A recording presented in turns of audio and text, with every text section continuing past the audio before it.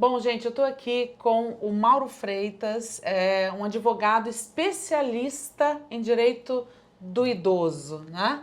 Eu vou primeiro explicar o porquê de eu ter convidado o Mauro, que foi me apresentado por outro advogado parceiro nosso aqui da Góes Invest, porque ele trabalha com idoso vulnerável, quer dizer, que tem um certo patrimônio, que trabalhou, tem renda interessante, tem uma renda, digamos assim, diferenciada da maioria das pessoas, mas que tem familiares, digamos assim, agregados e responsabilidades por uma falta de planejamento do passado e tudo mais. Bom, vou passar aqui a palavra que a gente vai fazer esse bate-bola, que é o que vai ser interessante. Tatiana Moé, mais uma vez, muito obrigado.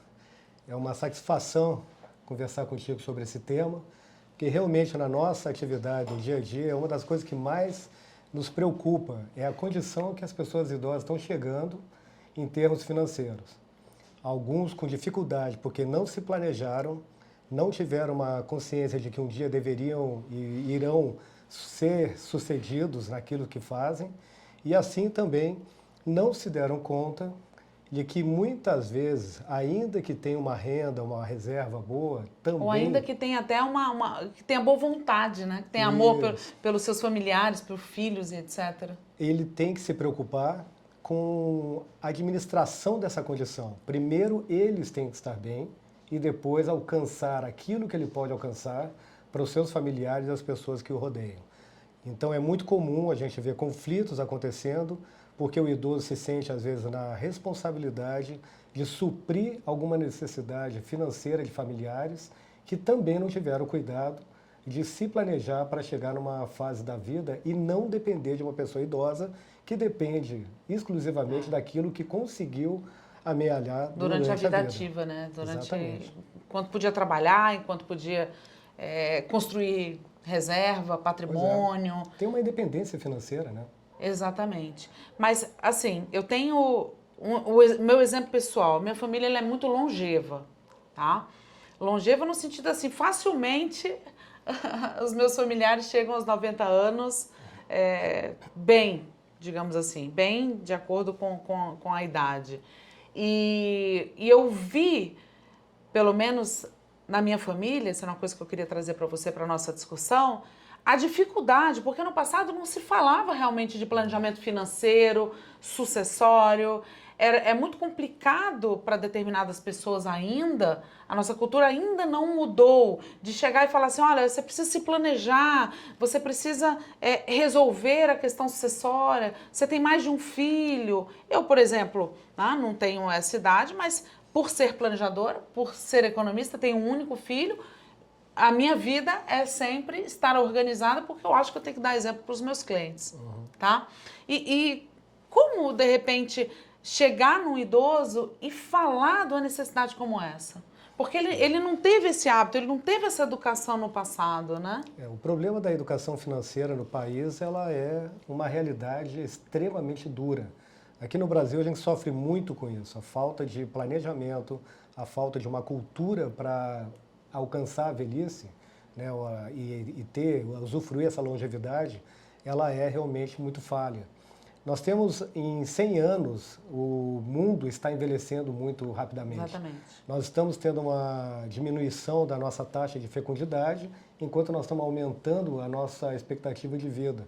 Então, o Brasil, por exemplo, vai ser o 5º país com mais idosos em poucos anos. Nossa. Nós estamos indo para 25% da população idosa no Brasil. Então, em 1940, por exemplo, uma expectativa de vida de uma pessoa no Brasil era 50 e poucos anos. Sim. Então, nós ganhamos vida, ganhamos tempo, aliás, mas eu não sei se nós ganhamos vida nesse tempo. Essa que está a dificuldade. Entendi. A gente vê porque quanto mais tempo eu viver, mais tudo vai ficar mais caro. Não é verdade? Sim, e eu vou gastar por mais tempo. Claro, a pessoa tem que se manter. E eu não consigo mais trabalhar. E outra coisa que a gente está vendo, assim, nesse contexto todo de envelhecimento, imagina que uma pessoa tinha uma expectativa de vida de 65 anos. Ok. Né? E daqui a pouco ela vive mais 20. Se ela é uma pessoa organizada e tem uma aplicação, por exemplo, para emergência, imagina os juros compostos em cima de algo em 20 anos. Exatamente. É um um estrondo de possibilidade. Por outro lado, para quem não se planejou, são 20 anos de desafio pela frente. E aí as pessoas que estão hoje vivendo no país estão sendo duplamente penalizadas por ser um cuidador de dois aspectos, dos filhos e dos pais. Os filhos cinquentões, quarentões. Isso. E nós estamos começando a ver que é muito difícil o planejamento familiar nesse aspecto. Então, esse teu trabalho ele é essencial, porque a pessoa tem que se preparar para envelhecer e, eventualmente, ser o arrimo de família. Exatamente. E quem está hoje no mercado de trabalho tem que se preparar para ser arrimo de família e talvez arrimo dos pais também. Então, o desafio é grande. A longevidade é uma maravilha, a gente poder viver mais. Mas ela traz também o seu preço. Exatamente. E o seu preço se chama planejamento financeiro. Sabe, Mauro, há 2 semanas atrás eu estava em Londres, em treinamentos em gestoras e bancos e fundos de investimentos. A gente teve uma palestra com a Pacific, que é uma gestora de investimentos lá em Londres, e que é interessante que eles construíram um fundo de investimento que aposta na longevidade. Justamente por isso, porque o mundo está envelhecendo, né? A Europa já é um continente velho, por isso que, por exemplo, países como Portugal, como a Irlanda, aceitam a migração de brasileiros, um exemplo, para trabalhar, para estudar, porque não existe mão de obra para arrumar um quarto de hotel, para servir um garçom e tudo mais, né? Porque não existe jovem para esse tipo de função. Mas isso virou um problema global. É um problema global que, inclusive, nessa área financeira, o mundo está super preocupado. Tá? E você trabalha justamente nessa recuperação, pelo menos dessa forma que eu entendi seu trabalho. Tá? Eu queria também que você falasse um pouco mais. Trabalha também nesse auxílio na recuperação, porque a gente sabe que bancos... eles estão de olho nesses idosos com uma renda avantajada para liberar crédito e esses idosos acham que estão sendo agradados pelo gerente do banco, isso vai virando uma bola de neve bastante complicada. A gente vê assim que, inclusive, algumas medidas que algumas entidades financeiras tomam têm que ser revistas, né?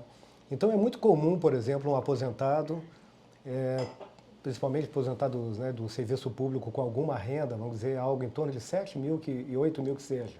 Sim. O que acontece? O banco chama essa pessoa e dá um cartão de crédito. E essa pessoa não tem educação financeira. E aí dá um limite que é o limite, dobro do salário dela. Exatamente, 15 mil, está aqui um cartão de crédito. A pessoa não usa, mas daqui a pouco ele vai lá e usa. Aí daqui a pouco ele vai usando e vai começando a se apertar. E aí o gerente diz para ele, tem uma boa notícia, você pode parcelar esse seu débito limite aí do no cartão, final. esse débito do cartão. Quando chegar e o senhor que está devendo 7, não paga 7, paga 20%, né? E assim vai. Aí quando ele vê, ele continua gastando, os juros são absurdos no cartão. Quando ele vê, Tatiana, ele está devendo os 15 mil do cartão. Quando chega nesse ponto, o banco corta a possibilidade dele parcelar pagar pelo limite mínimo. O que acontece? Entendi. O banco chama ele para uma conversa e diz assim, Tatiana, eu tenho uma boa notícia para você de novo. Nós vamos pegar agora esses 16 mil que você está devendo e nós vamos fazer um crédito bancário aqui para você. Para você quitar. Para você quitar esse cartão. Tá? E aí esse crédito tem um juros muito menor. Só que ele não percebe que os 15 já passaram a valer 35 mil. Exatamente. E ele vai pagar 1.000 e tantos por mês. E aí ele paga o limite do cartão, 1.000 e tanto por mês, continua usando o cartão, porque ele não tem a menor educação financeira, ele não se planeja. E aí vai continuando, é um roteiro assim clássico no Brasil. Aí ele não vai conseguir pagar, porque ele vai continuar usando o cartão de crédito, vai continuar vai continuar pagando o crédito. Agora ele tem 7 mil, menos os valores que ele paga de cartão de crédito e menos os 1.300 que ele paga por mês. Chega num ponto ele não aguenta mais. Aí o que acontece? O banco vai e executa ele e compromete de 30% a 40%, se for um crédito consignado, da pensão dele. Sim. E aí começa todo um processo de superendividamento. É por isso que hoje existe uma lei. E aí ele começa a alienar os bens, o imóvel, o automóvel e... Não, ele vai fazendo, na verdade, todo o roteiro é o seguinte, aqui criou o núcleo de problema. Sem planejamento financeiro, o que ele começa a fazer? Já são ofertados para ele por outras entidades o crédito consignado. E lá vai ele recebendo mais crédito. Sim. E quando ele vê, ele está devendo muito mais do que ele recebe. E aí é que está o problema, aí é que ele entra em depressão, aí que ele entra num colapso de não entender mais o que ele faz, aí é que quando eles nos procuram, já é às vezes bem tarde, e o que nos resta é fazer ações que ao menos limitem todo essa ação do banco. esses débitos em relação ao que é debitado na pensão dele. Aí, a partir daí, a gente tenta, com ações e planejamento, fazer negociações com cada uma das entidades para vir para o normal. Na semana passada, nós tivemos um cliente que estava supostamente devendo 87 mil para um banco, e eles fizeram uma proposta de liquidar por 7 mil. Tem alguma coisa errada aí. Tem alguma coisa errada. Essa é a realidade que os idosos aqui no Brasil estão vivendo. Os idosos no Brasil são super endividados. São super endividados. Porque eles são, na maior parte, arrimo de família, grande parte da parcela da família... funcionário público, servidor público, pior. Porque tem aquela renda que pinga lá... Certa. Infelizmente, existe uma figura, né, que é uma violência contra a pessoa idosa, que é o assédio financeiro. Sim. O assédio financeiro, que está tipificado como crime, ele, na verdade... ele é algo que, às vezes, as pessoas que estão sendo violentadas não sabem que estão sendo vítimas disso, e quem viola também não sabe que está violando, porque se sente na condição de filho e legitimado para pedir dinheiro, para entrar nas finanças da pessoa idosa, quando ele não se deu conta que não existe herança de pessoa viva, não existe dinheiro para mim quando é do outro. A pessoa, ela é só ela. Adorei essa frase. Não existe herança de pessoa viva. E as pessoas se consideram como se a pessoa não pudesse lançar mão, ou como se as coisas dela já fossem dela antecipadamente. Antecipadamente. Já usa aquilo como um lastro, uma garantia para as suas operações. Sim. Naquele momento da vida, sem lembrar que a pessoa ainda pode levar quase 100 anos vivendo e depender daquela condição para o seu bem-estar. Aquele dinheiro é dela. Não é da família e pessoas que estão no entorno. Geralmente são familiares que praticam assédio financeiro sem se dar conta.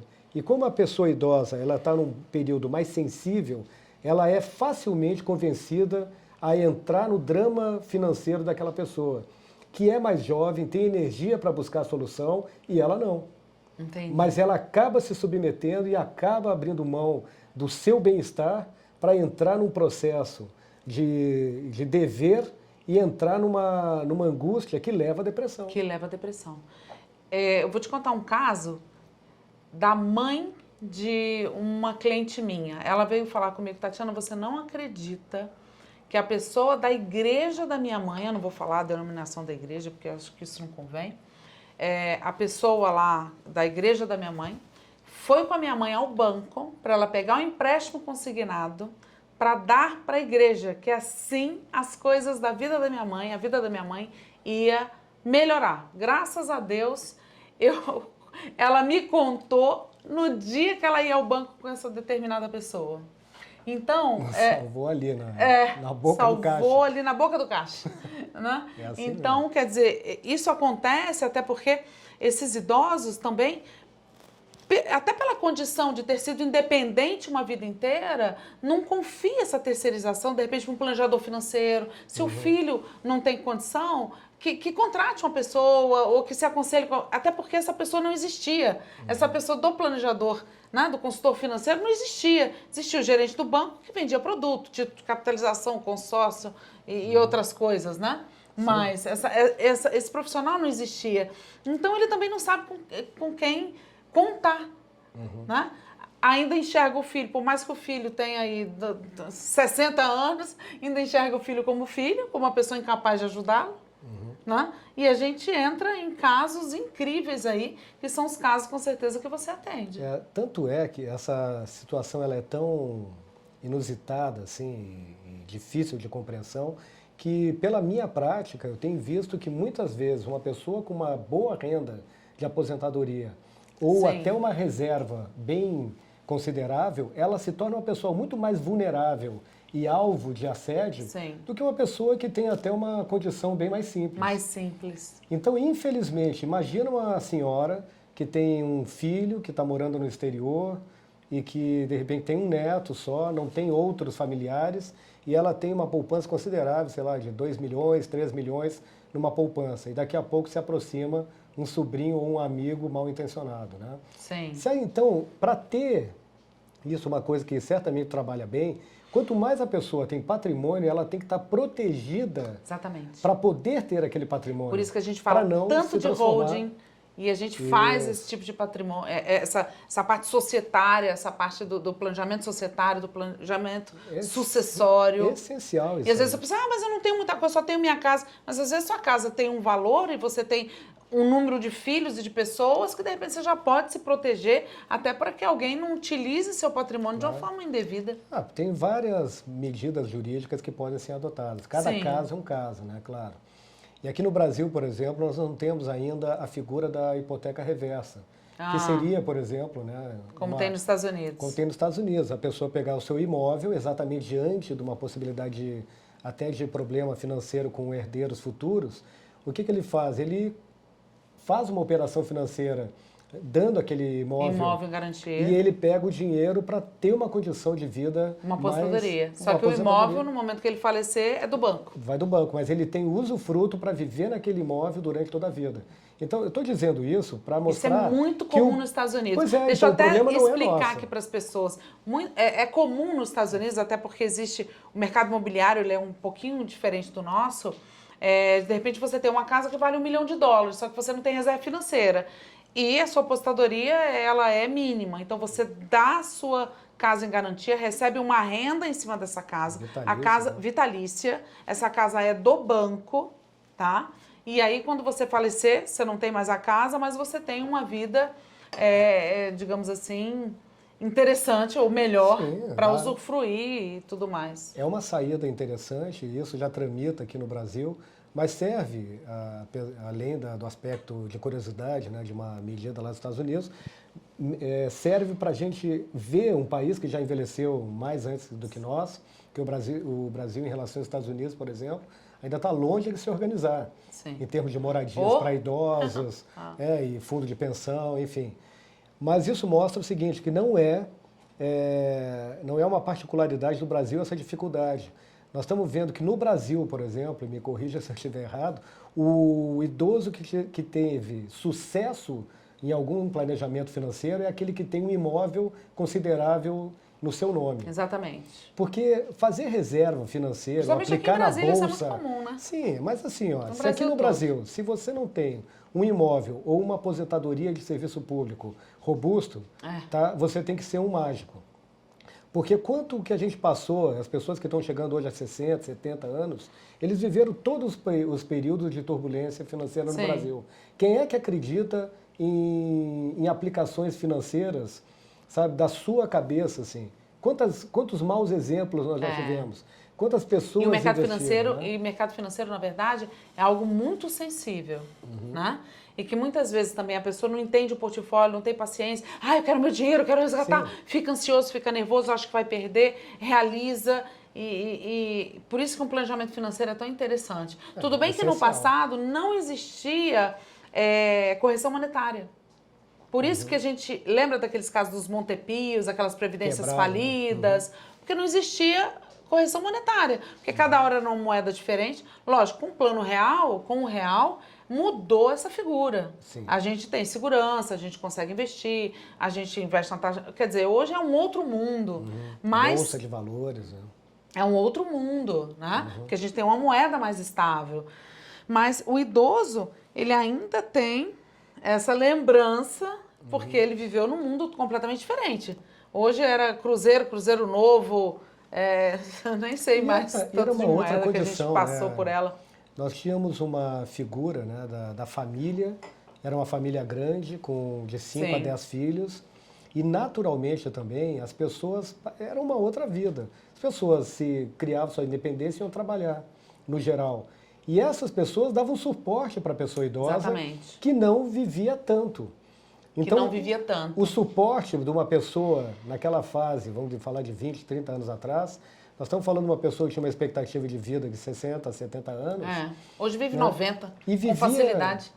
E vivia com uma dependência os últimos 5 anos, mais ou menos. Tá. Hoje não. Hoje é capaz a gente ter um parente que vai até os 100 e pode ser que fique 15 anos numa dependência, numa doença que dependa do lastro familiar. Sim. Então, como é que tudo isso vai ser feito? Aí entra a questão do planejamento financeiro, o planejamento até onde vai morar, se vai para uma instituição Então, por de longa exemplo, eu tenho um tio com permanência. Parkinson, idoso, que não pôde, nunca conseguiu ser independente, viver sozinho. Minha avó faleceu, esse meu tio idoso foi para dentro da casa da minha mãe. Pô, então, mas hoje nós estamos começando a criar a figura das instituições de longa permanência. Sim. Isso é uma necessidade para o bem-estar da pessoa e para a saúde mental da família. Porque Mental o cuidador, e financeira. Mas o cuidador da pessoa idosa, que lida com a demenciação, por exemplo, Tatiana, ele adoece junto. Ele adoece E junto. esse adoecimento leva É verdade. ao problema financeiro também. Isso é uma certeza. coisa. Então, às vezes, botar uma pessoa na instituição de longa permanência é uma maneira de preservar o seu patrimônio. E para a gente hoje ter uma ideia, não existe quase uma instituição que possa oferecer boas condições com menos de 7 mil. Não existe. Pois Pelo é. menos em Brasília não existe. Então É um mínimo de 7 mil reais e você não a gente consegue. tem que imaginar uma família de... Isso é numa renda mais baixa. Então nós temos que imaginar, se essa pessoa tem algum patrimônio, ela tem que reverter isso num investimento financeiro para ter uma receita fixa mensal dentro para ter uma reserva e para conseguir se manter. poder se manter numa instituição de longa permanência, para não sobrecarregar o filho, a família que precisa trabalhar e ter o seu sustento. Exatamente. Porque aquele filho, além de ter que cuidar da mãe, hoje, se ele tiver filho, tem que cuidar de filhos também. Esse Tem é o um drama. caso aqui na empresa, tem a matriarca, ela ficou viúva, né? E esse único filho, na faixa dos seus 50 anos. Uma casa bem avaliada, eles tomaram a decisão de vender a casa. A gente faz a gestão desse recurso da casa, eles têm uma renda mensal, eles alugaram um apartamento menor, algo mais simples, mais barato para os dois viverem, né? Porque eles só têm essa mãezinha mais idosa. Então, quer dizer, enxugaram a vida, tá? Essa mãe se abriu para isso, porque a dificuldade também do idoso, não, mas é a casa que eu construí, só que a casa fica aquele ninho vazio. Sim. Uma casa enorme, que é o que a gente vê, Não muitas funcional. vezes, não funcional. Uma pessoa com determinadas invalidez e tudo mais, né? Que eu tô com a palavra em inglês na minha cabeça, né? Disability. Então, e fica muito complicado e fica caro. Caríssimo. E aí Cuidar em a casa é renda caríssimo. desse idoso vai embora, os filhos não conseguem, de repente, gerar uma renda interessante, porque também não podem. E a pandemia, isso foi claro, né? Foi. O filho não pôde sair de casa, com pai e mãe idoso dentro de casa, como é que eu gero renda? É isso aí. Se não houver um planejamento, e não existe a condição ideal, existe a condição melhor dentro de uma circunstância. Isso. Né? A gente não tem assim uma receita mágica. Mas o fato é que hoje as pessoas estão numa tendência de cada vez menos estarem aptos a abrir mão de determinadas coisas. Exatamente. Então se jogam para onde tem recurso. Ainda mais brasileiro, né? Que a gente vive muito de imagem. E quem Na tem Europa, recurso, facilmente, né? uma pessoa mora numa kitnet no centro de Paris, no centro de Lisboa. Olha, Tatiana, é incrível. Aqui em Brasília a gente vê o quanto que tem de pessoas com uma aposentadoria interessante, de Senado, de Câmara de Deputados, juízes. Não sobra dinheiro para nada. Não sobra dinheiro para nada. A gente, mas para onde é que está indo 33 mil de aposentadoria, por exemplo? Some, porque a gente vai ver. Então, quando vê, metade já deve tá... 5 vezes mais no banco. Isso, por quê? Porque não abriu mão daquela viagem para levar a família inteira. Isso. Aí depois não abriu mão de comprar uns presentes caros, ajudar um carro no final do ano. Não tem planejamento, é um impulso de querer ajudar. Só que aquilo vai apresentando uma conta. Virando a bola de neve. Aí aqueles 30 já viram 15. Dos 15, metade já está também comprometido com a ajuda de netos e filhos. E de que forma você ajuda esse idoso super endividado? Porque ele já chegou nesse ponto. Pois é, existem às vezes algumas necessidades até de uma mediação familiar. Tá? Uma pessoa assim como advogado, mediador, como uma pessoa também como teu trabalho, para conversar e dizer, gente, a situação está difícil, mas tem solução. Sempre tem solução. Sempre tem solução. Né? A solução não é fechar os olhos. Então a gente tem que pensar. A primeira coisa é dizer, meu filho, esse dinheiro não é teu, é da tua mãe. A gente tem que começar a dizer, olha, enquanto ela estiver consciente, estiver tudo bem... Mas se a pessoa está completamente endividada, com 1 milhão de empréstimos e não sobra renda, acima dos 30% da renda dela. Nós temos que fazer uma revisão. Existe uma lei hoje do superendividamento. Ok. A gente entra com uma ação, o juiz pede para que a pessoa indique uma forma de saldar suas dívidas dentro da sua condição. Então, o idoso, né, Endividado, o hiperendividado, arrimo de família. Que também está realmente exposta a essa condição, a gente tem que fazer, até por uma questão do Estatuto da Pessoa Idosa, né, que protege o cidadão. Sim. Isso é um direito dele que tem que ser resguardado pela família, pela sociedade e pelo Estado. Pelo Estado. Então, se o idoso chegou nessa condição, ele tem que levar para o juiz e dizer, olha, eu sou uma pessoa idosa, eu estou super endividada, eu preciso manter a minha dignidade humana e eu preciso ver com eles aqui, eu sei que eu devo, mas eu quero trazer para valores razoáveis, quero recalcular isso aqui, tá, dentro de coisas, de valores, e eu vou dizer como é que eu posso pagar, sem comprometer a minha condição de vida. Sim. É isso que a gente faz. É quase como uma recuperação Mas judicial. em alguns momentos também acontece o dano moral, acontece a venda casada. Isso aí já é uma questão de PROCON, já é até uma questão de Ministério Público. Ok. Né? Por exemplo, essas vendas de crédito consignado por telefone. Né? Sim. Isso é um perigo, porque às vezes a idosa nem sabe que contratou. Ou a pessoa vai lá porque contratar um empréstimo e alguém enfia um clube de viagens. Não, por exemplo, o que é comum demais também, né, Tatiana? A pessoa tem uma aposentadoria do INSS, vamos dizer lá, uns 4.500. Tá. Primeira coisa que essa pessoa idosa faz, porque ela confia, porque ela tem laços familiares, né? Ela entrega o cartão dela para a pessoa. Quando ela entrega para um sobrinho, para um neto, etc. e tal, essa pessoa pode ser também que atenda um telefone de uma instituição de empréstimos consignados. E aí diz, olha, a senhora tem aqui um empréstimo de 15 mil, a senhora quer contratar? A pessoa diz, eu quero. Ah, 15 mil quero, sim. Entra 15 mil na conta da pessoa idosa, essa pessoa que tem o cartão vai lá e retira. Sim. O idoso nem sabe o que está acontecendo. Quando ela vê, ela diz, vem cá, eu não recebia 4.500, agora está me sobrando 2.700. É assim mesmo. E aí começa, não, tem alguma coisa errada. Quando a gente vai ver, não, a senhora fez a contratação de um crédito consignado. E aí começam os problemas, vendas de produtos. Por exemplo, ontem mesmo, por coincidência, recebi uma ligação de um rapaz do interior de Minas Gerais, dizendo que não sabia o que fazer, porque a mãe dele recebe um salário mínimo de aposentadoria, um vizinho vendeu para ela um colchão maravilhoso de 15 mil. Meu pai do céu. Quando vendeu esse colchão, o que ela fez? Foi no Banco do Brasil, fizeram um crédito para ela pagar isso em 60 vezes. O colchão já virou algo em torno quase de 20 mil. E ela não sabia. Vira 100 mil facilmente. Quando o filho chegou em casa, disse, que colchão é esse? Eu comprei, mas como assim comprou? Foi ver, ela já estava comprometida com 286 de um salário mínimo por mês, e fazer o quê? Já estava comprado o colchão. O tal do colchão. Como ela não estava dando conta de pagar, porque não estava sobrando, o que ela fez? O Banco do Brasil, nesse caso era a instituição, concedeu para ela 2 empréstimos de R$1.000, consignados também para pagar. Aí começa. Entendeu? Então é o idoso vulnerável, que encostam pessoas nele de forma com má fé. Sim. E os bancos estão aí para dar suporte a essa condição. Eu não acho errado dar crédito para a pessoa idosa, pelo contrário.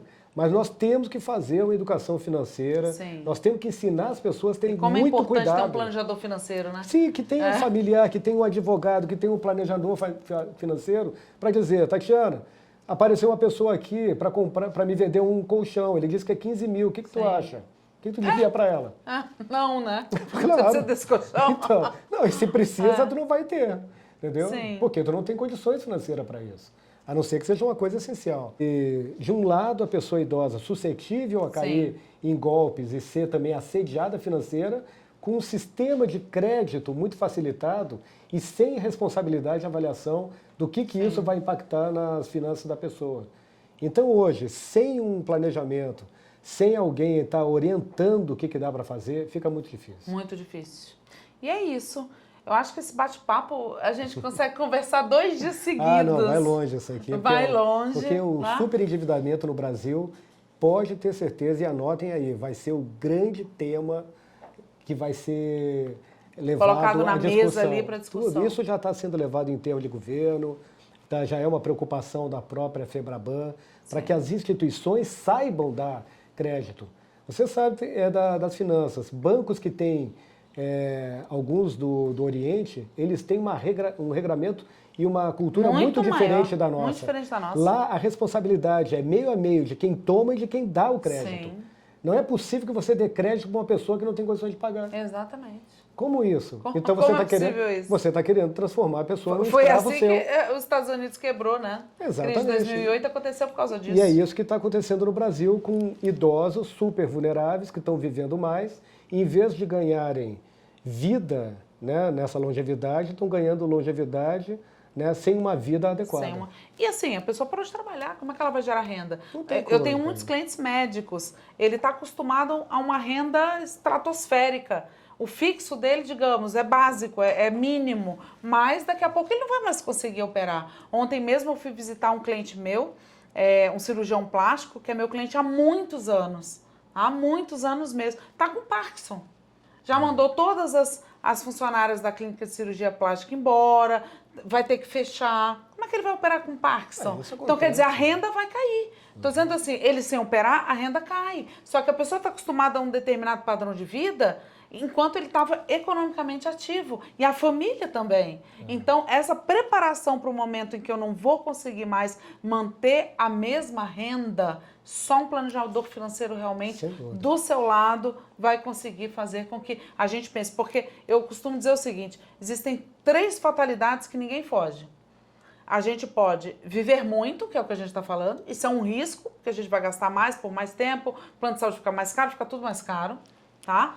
Podemos viver pouco, isso também pode ser, isso é um risco que a gente precisa pensar, porque eu posso viver pouco e eu posso ficar incapacitado. Quanto é que custa uma enfermeira dentro de casa? Quanto é que custa uma conta de hospital? E aí é tudo isso, né? Por isso que um planejador financeiro, hoje, um economista como eu sempre vai estar do lado de um bom advogado, porque existem questões que a gente resolve da área financeira, existem questões que um advogado vai nos auxiliar. É isso, Mauro. O aspecto é psicológico, mas a boa notícia é que sempre há uma melhor condição do que a pessoa superendividada se encontra. Exatamente. Sempre tem, pode não ser ideal, mas vai ser melhor. E passa por um planejamento e um ajustamento e uma conscientização da família a respeito das finanças, da família e da preservação dos direitos daquela pessoa idosa. Tá bom, Mauro, eu te agradeço. Eu que agradeço. É um prazer. A gente segue aí o nosso trabalho, tá? Muito obrigada a todos. É isso.